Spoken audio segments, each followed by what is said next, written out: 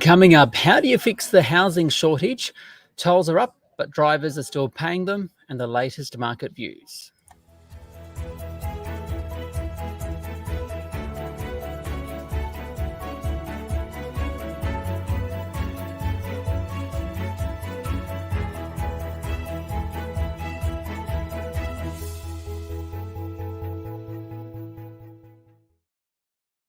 It's your daily 10-minute business and finance news wrap for this Monday, the 17th of April, 2023. Later, a record set of numbers from toll road operator Transurban. But first to the housing market, and economists at AMP Capital say, given the current pace of population growth as migrants return, Australia's housing shortage will not improve without a lift to housing construction, and that both state and federal governments have big roles to play. For more, I spoke with Diana Mousina. She is a senior economist at AMP Capital. It's a problem, and it will only just get worse in the next few years. It looks like over the coming 5 years that the shortage of both houses and apartments will be somewhere in a range of 20 to 30,000 a year. So that has a build-up effect if we continue to build the same level of houses and apartments that we are every year and keep running the same immigration targets. Yeah, why is it happening? Well, it's a combination of things. First off, Australia has a very high number of immigrants coming into the country. So our permanent migration numbers are now back to around their record highs. Short-term arrivals still have some way to go before they get back to their pre-COVID levels. But overall, it's the permanent migration that adds to housing demand. And this is occurring at a time when the building construction industry is going through a lot of turmoil. Of course, high interest rates discourage residential construction, and we had a big boom in residential construction during the pandemic because of the home builder grant. Interest rates were cut to zero, but all the supply problems in the industry, problems in getting labour, and also high interest rates is discouraging residential construction at a time that it actually needs to rise to keep up with the level of population growth.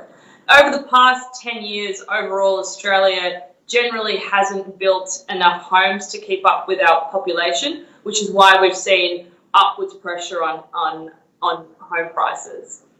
If migration is a big factor, right, is there a case for limiting numbers until construction catches up? Well, there is a case that we may need to review the levels of immigration or the targets that the federal government has set. But the problem is that residential construction and generally building construction take a while to get going. There's a very long process. It has a long time frame. So if we start building more homes right now, they're not going to be ready for a number of years. So you're looking at changing the immigration caps and or limits for a number of years. Now that does have negative consequences for the economy in terms of the potential or one of the inputs into economic growth, because the level of the population does drive economic growth. It increases retail spending, it increases all other parts of GDP. But if we continue to have a shortage of homes, it is a negative for living standards, and it also can impact infrastructure spending. So there is a big flow-through impact in terms of what the population growth numbers are to what the impact is on the economy. So how do we fix all of this? How much of a role does the government need to play, especially as we head into the federal budget? What kind of measures should there be short and long term? I mean, the housing shortage problem is a difficult one to fix because it takes a few years, it takes a long time to build up that level of residential construction if you keep on running high immigration numbers. The short answer really is that we just need to build more homes, and the government has a massive role to play here, more from a state point of view, because the state governments are the ones that really drive the greenfield development, zoning restrictions, all the approval processes around building approvals, how long they take, also some of the negative community backlash against building more, because we know that actually the shortage of homes is predominantly based in apartments, because apartments are usually the places where short-term arrivals come, and houses are really the ones that are spread out in more of the rural areas where we know there's not as many of these there's not this shortage of housing. And the federal government has a role in terms of coordinating all of the state governments and the approach overall to housing. The federal government did come out with a national housing accord last year, one of the policies in the budget, but it was more of a statement around, we're going to try and build more affordable homes in the next 5 years. They want to build 200,000 new homes a year. But to me, that wasn't anything new. We should be building 200,000 new homes a year. That should just be business as usual. That should be the norm for Australia. We really need to go above that to solve some of these problems, because we know that the shortage of housing is having a huge impact on the rental market and also on the home buying market. Diana Mousina there from A&P Capital. To the Australian share market today, which rose 0.3% on the S&P ASX 200, 7,381. For more, I spoke with Stuart Roberts from Stocks Down Under. Lithium is up and gold is down. So the perception is that inflation expectations are coming back to normal, and the new economy, as shown by this particular metal, new economy metal, that's the price of that is stabilizing. We're going to see Tesla report its numbers this week, and I suspect it'll be another record high in terms of shipments. The market will get a little fussy about the level of profit that Tesla is enjoying. The big news is that more and more electric vehicles are on the road every single month, and that means more demand for lithium, amongst other things.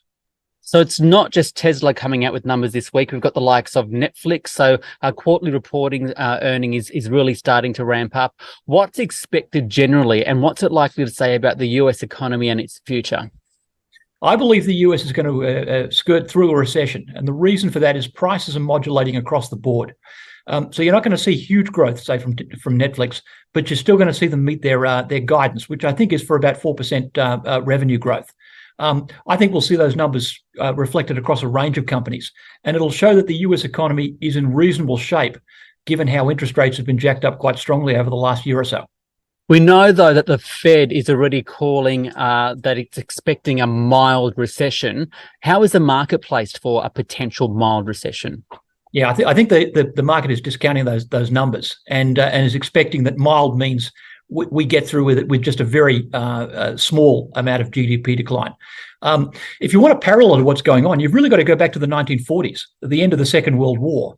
Inflation was strong at that time, but unemployment was low as the economy made the transition from wartime to peacetime. If you can think of COVID as a war, we're now transitioning over to peacetime, and we're experiencing similar kind of conditions to then. So if we're having a mild recession, it'll be very, very mild indeed. Locally, there's not a lot of news coming out of the market, but the main one that I found interesting, Transurban, the toll road operator, record third quarter traffic numbers, especially in Sydney and Brisbane. So people are back on the roads. They're happy to be paying tolls. It follows the pandemic. That's right. And you know, we've got inflationary pressures. What do you think this all says about the business, but more importantly, how it's reflecting consumer behaviours in this current environment? Yeah, I think the Transurban numbers show we're not going to have a recession in Australia. People's willingness to get out on the roads and enjoy those roads. There are alternatives to Transurban. It just takes a while to get from A to B. So people are willing to spend that sort of money. Even in stuff where they're cutting back. I look, for instance, at the more recent numbers for Domino's. They're not cutting back badly. Domino's same-store sales in the half-yearly result were down only 0.6%. I think that's telling you that the consumer is tightening up a little bit, but not drastically. And in where it really counts, in a place like transportation. And remember, we've all been locked away for the best part of 2 years.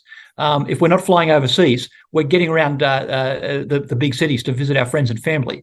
And so that's telling you that in this return to normal, the consumer is still spending freely in a serious way. Finally, in this environment, where do you see the opportunities for investors? I'd look at the battery mineral space. The price of battery minerals has taken a hammering in the last few months, at least on the spot market. In the market for long-term contracts, lithium, cobalt, etc., holding up quite nicely. And I'm seeing opportunities in that space. I also think gold is still good. Inflation is going to be with us for a while yet.